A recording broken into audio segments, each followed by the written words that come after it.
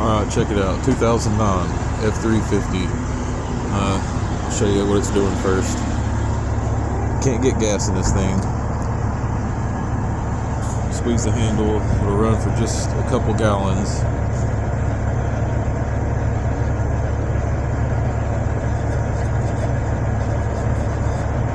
Of course, now that I'm trying to record, it's working. Give it a second, it'll work.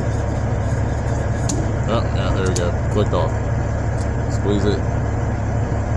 Run it for a minute.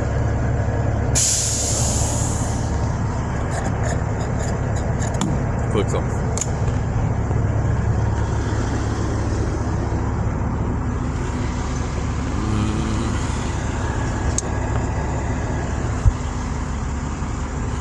This little guy right here. You gotta pull this off. Squeeze these clips. Once you pull that, it'll run all day.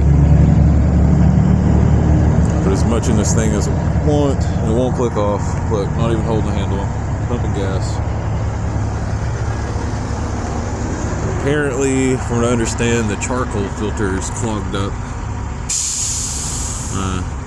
which prevents it from venting, I guess. I don't know. Anyway, it worked. So